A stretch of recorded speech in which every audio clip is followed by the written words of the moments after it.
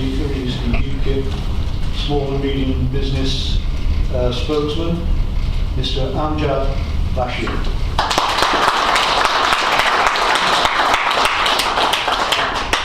Good evening, everybody. Good evening. Technology isn't working. I was trying to download this on an iPad. I was going to read it from that, but it hasn't worked, so I'm going to read it from paper. For those of you who don't know me, my name is Amjad Bashir, and I am the UK Independence Party's spokesman for small and medium businesses. Here it comes.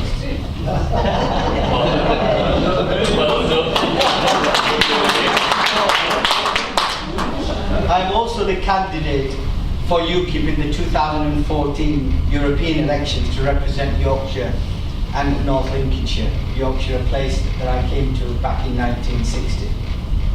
Since the age of 20, when my father passed the reins of the small family business he had built from nothing on arriving in the UK in 1958, to retiring last year as chairman of the Zook Group, a multi-million-pound enterprise employing over 100 people in the north of England, I have learned many realistic lessons about opening, building, sustaining, and running small and medium businesses in the United Kingdom. My experience in this time has given me a truly unique perspective on every aspect of small and medium business, from sweeping the floors to negotiating large contracts with multinationals.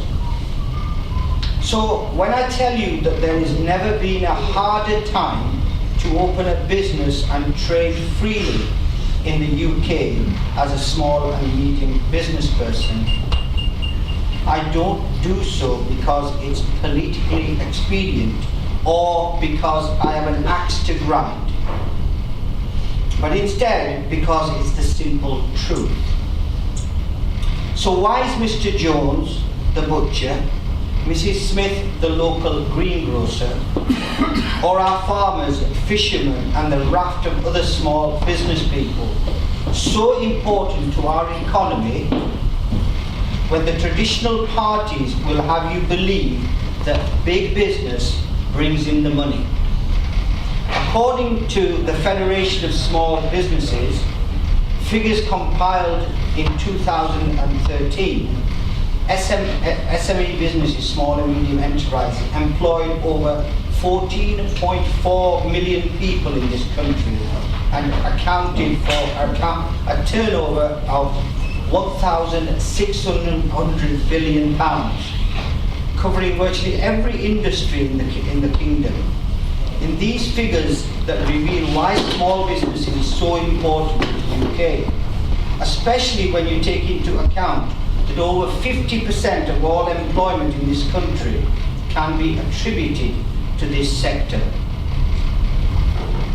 The same corporations who benefit from parking charges and other measures that suppress small and medium businesses are the companies that employ armies of accountants to avoid paying UK taxes and minimise their business rates responsibilities, while small and medium businesses are often hammered into paying bills for business rates, VAT and corporation tax.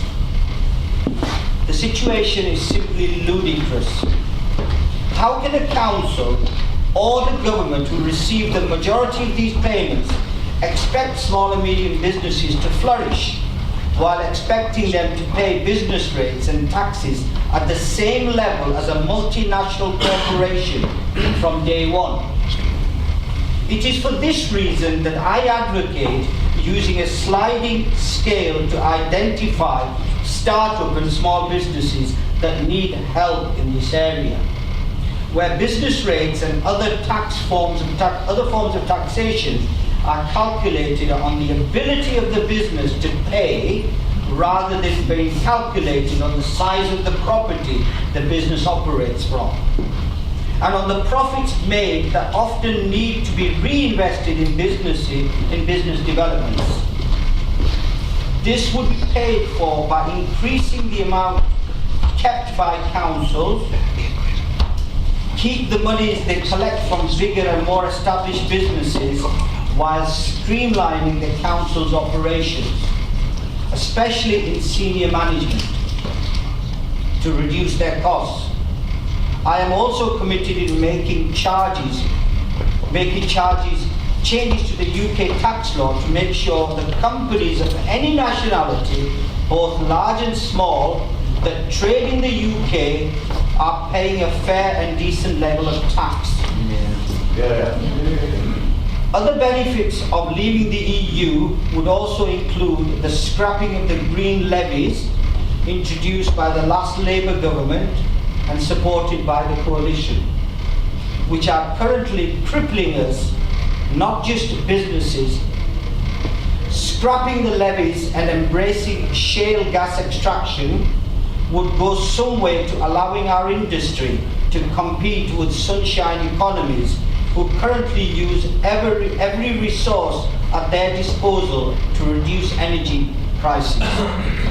Many German companies have recently recognized how important the price of energy is to their business, and as a consequence of the EU's targets have moved production abroad, namely to the United States of America, to take advantage of the lower prices. If the UK could offer even a small reduction in these costs, it would attract foreign investment, bring jobs, and benefit small and medium businesses directly and indirectly.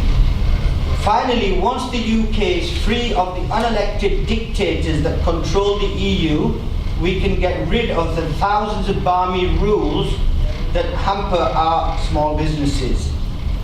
Every day, many of which are only created to justify the bloated, egotistical body's own existence. Gone will be the European Working Time Directives and the madness that is the current health and safety directives, to name but a few. We will even be able to sell fruit and veg that is not of the correct shape.